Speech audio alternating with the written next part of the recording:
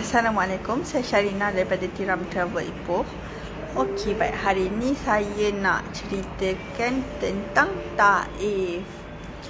Okey, Taif Taif ni merupakan nama tempat lah, sebuah tempat yang terletak di wilayah Mekah di pegunungan Al-Sarawat, Arab Saudi, iaitu bekas wilayah Hijaz, Arab Saudi.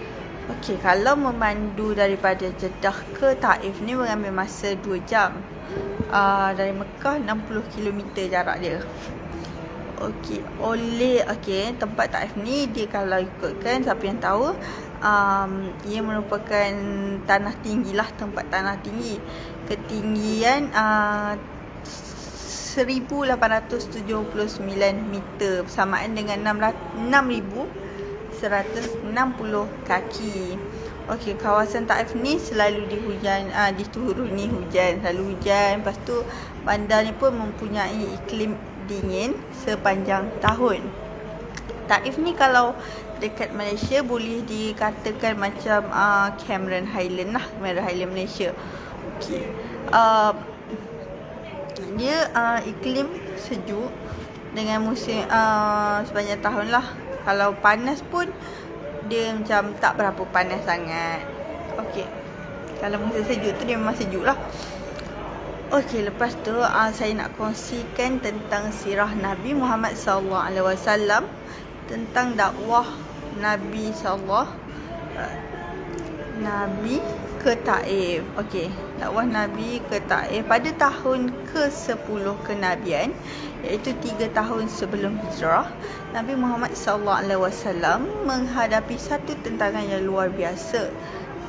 Okey, kaum Quraisy memulaukan baginda. Okey, dalam keadaan yang penuh tekanan ni, Nabi bersama Zaid ibn Harithah telah memilih bandar tinggi Taif untuk dewan dakwahnya. Okey, sesampainya dekat Taif, Nabi bertemu dengan 3 orang ketua Bani Thaqif, iaitu suku Arab yang terbesar di Taif. Salah seorang daripada mereka tidak mahu campur urusan dakwah ini. Dia mengatakan, jika engkau pendusta, aku tidak mahu layan pembohongan ini. Tetapi jika kamu benar-benar Nabi, aku tidak mahu dilaknat. 2 orang lagi tu pula berhujah dengan Nabi. Mereka yang memang dari awal menolak dakwah ini terus menghina-hina dan memperbodohkan Nabi yang mulia ini. Akhirnya mereka berdua menghalau Nabi. Dia katanya keluar kamu dari negeri kami ini. Okey, kalau ikutkan dalam cerita ni ada 3 orang lah. Nabi bertemu 3 orang suku Arab, ketua kat sini. Jadi 2 orang tu memang tak nak lah, tak nak terima Nabi. Yang seorang lagi tu macam kiranya macam dia macam tak nak masuk campur. Macam kalau macam kiranya kalau dia macam Nabi bawa agama yang salah, dia tak nak masuk campur pun. Kalau dia betul-betul Nabi pun, dia macam tak nak lah dapat dosa pula kan. Jadi dia tak nak masuk campur. Betul ke salah ke nantak, macam itulah. Okey, jadi yang 2 orang ni mengheret Nabi keluar dari Bustan As-Taqif, iaitu Taman Taqif lah. Penduduk yang sejak awal berkumpul di sekeliling Nabi menolak-nolak Nabi. Maksudnya penduduk di Taif dia tolak-tolak Nabi lah. Maksudnya nak menghalau Nabi keluar daripada Taif. Anak-anak muda pula dia lebih agresif. Dia orang baling-baling batu. Baling Nabi dengan batu untuk halau Nabi daripada bumi Taif ni lah. Sampaikan batu-batu tu ada yang terkena dekat kepala, badan dengan kaki Nabi. Okey. Zaid pula, kalau ingat tadi yang mula cerita tadi, kan Nabi pergi dengan Zaid Ibn Harithah ni. Okey, kalau Zaid dia, sebab dia pun kena sekali lah, sebab dia sekali dengan Nabi kan. Jadi Zaid menjerit-jerit menahan batu yang dilemparkan kepada mereka. Lepas tu Nabi yang cedera. Lepas tu Taif pula, Zaid yang cedera tu meninggalkanlah bumi Taif tu. uh, Lepas tu waktu nak turun bukit Taif tu, kan ke mula-mula diorang balingkan. Jadi waktu Nabi dah nak gerak dari situ, nak turun bukit pun masih dilemparkan batu oleh ni lah orang-orang bumi Taif ni. Okey. Lepas dah bergerak dah jauh tu, Nabi bersandar pada satu batu. Lepas tu dia pegang, baginda pegang badan Zaid lah, dan tanyakan pada Zaid, okey ke tak ke, kan.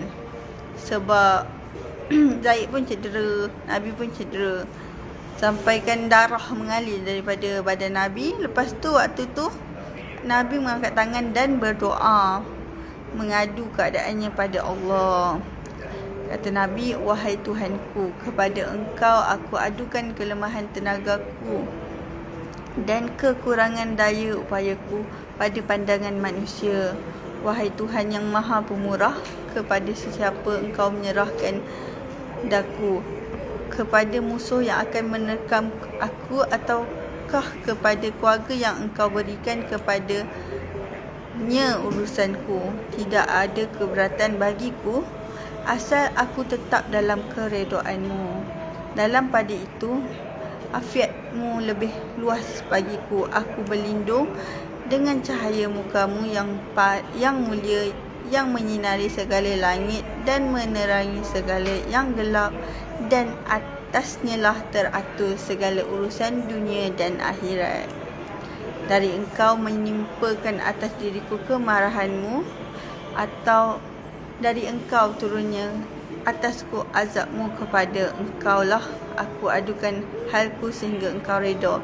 Tidak ada daya dan upaya melainkan dengan Engkau. Jadi setelah berdoa pada mengadukan nasibnya pada Allah, Nabi dan Zaid ni pun kembali ke Mekah. Dalam perjalanan balik ke Mekah, Nabi singgah di Wadi Naklah. Okey, di mana sekumpulan jin mendengar baginda menyanyi lah, astagfirullahaladzim. Di mana sekumpulan jin mendengar baginda mengaji. Okey.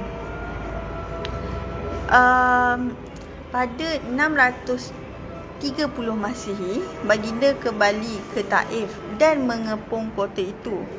Bagaimanapun, baginda gagal menawan kota itu sebelum tibanya bulan haram, iaitu bulan haram ni bulan di mana diharamkan untuk berperang.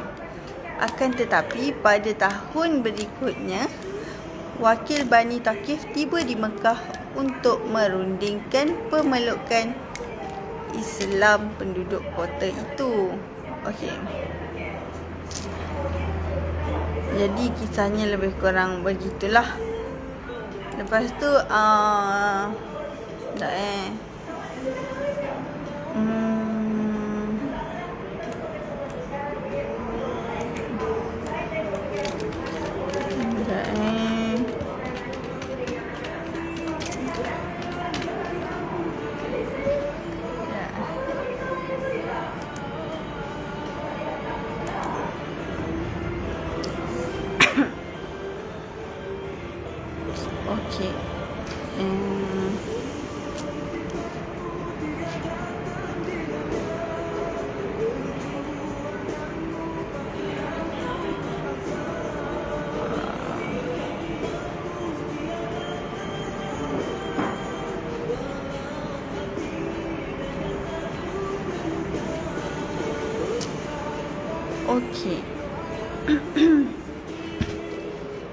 Okey. Okey, sambung Malaysia radio. Lepas Nabi berdoa kepada Allah, lepas yang waktu mengadu nasib tu,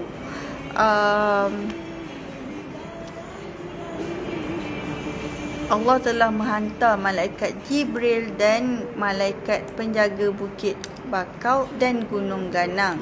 Kata Jibril kepada Rasulullah lah, Wahai Rasulullah, Allah telah mengutuskan kami kepadamu.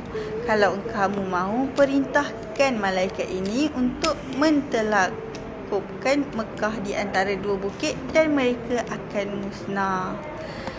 Lepas tu jawab Rasulullah SAW, wahai Jibril, jangan lakukannya, biarlah aku bersabar terhadap kaumku. Subhanallah. Mulianya hati Rasulullah. Okey. Lepas tu kata Nabi lagi, semoga Allah akan melahirkan dari zuriat mereka orang-orang yang beriman kepada Allah. Rasulullah SAW mendoakan kaum Taif. Doa Nabi, ya Allah, berilah petunjuk kepada kaumku, sesungguhnya mereka tidak mengetahui. Lalu Jibril berkata, telah benarlah mereka yang menamakan kamu sebagai berhati lembut dan penuh kasih sayang. Apabila Utbah dan Syaibah melihatkan Rasulullah, mereka berasa kesihan. Lalu mereka menghantar seorang hamba Nasrani bernama Adas membawa sebekas anggur kepada Rasulullah SAW. Kata Utbah dan Syaibah ni, pergilah engkau membawa anggur-anggur ini kepada mereka berdua di sana. Maksudnya mereka berdua tu Rasulullah dan juga Zaid. Okey, perintah kata dia Utbah memerintahkan nilah Adas. Okey. Lepas tu baginda SAW amat gembira kerana ada juga penduduk Taif yang kasihankan mereka. Baginda mengucapkan terima kasih kepada Adas. Ketika baginda mahu makan anggur itu, baginda mengucapkan Bismillahirrahmanirrahim. Lalu baginda menyuapkan anggur itu ke mulutnya. Bila ialah sebab sebelum ni Adas ni dia orang Nasrani. Ialah Adas ni dia orang hamba Nasrani. Jadi bila Rasulullah SAW cakap Bismillahirrahmanirrahim tu, dia rasa pelik sebab dia tak pernah dengar perkataan tu. Okey. Lalu dia tanyalah, kalimah apa yang kau ucapkan itu tidak dituturkan oleh penduduk negeri ini? Lalu Rasulullah SAW bertanya kepadanya, kamu datang dari negeri mana dan apa agama anutan kamu?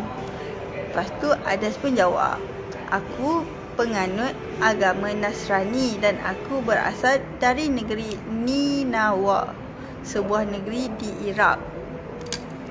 Baginda bertanya lagi, kau dari negeri seorang soleh bernama Yunus bin Matta. Lalu Adas bertanya, apa yang kau tahu tentang Yunus bin Matta? Rasulullah SAW menjawab, dia itu saudaraku. Dia ialah seorang Nabi dan aku juga seorang Nabi. Lalu Rasulullah SAW membaca ayat Al-Quran surah Yunus yang menceritakan perihal Nabi Yunus. Mendengarkan itu, Adas berasa begitu takjub, lalu mengucuk kepala, tangan dan kaki Rasulullah. Lalu Adas memeluk Islam di situ juga. Kemudian Adas kembali mendapatkan tuannya Utbah dan Syaibah. Lalu Adas dimarahi kerana memuliakan Rasulullah SAW. Mereka berkata, celaka kau wahai Adas, kenapa kau mengucuk kepala, tangan dan kaki lelaki itu? Adas menjawab, wahai tuanku, tiada apa di dunia ini yang lebih baik daripada apa yang aku lakukan tadi, kerana sesungguhnya lelaki itu mengkhabarkan kepadaku perkara yang tidak diketahui oleh manusia kecuali oleh seorang Nabi. Demikianlah kesusahan yang ditanggung Rasulullah SAW dalam melaksanakan perintah Allah Ta'ala. Baginda SAW sangat ingin menyelamatkan umatnya. Hebatnya jiwa seorang Nabi. Walaupun dah kena ontar batu, orang tak terima dia tak cuba dan cuba untuk menyebarkan dakwah Islam. Okey, dan sekarang Taif ni merupakan yalah, dah penuh dengan orang Islam lah. Jadi tidak sia-sialah Rasulullah SAW berdakwah di sana dahulu.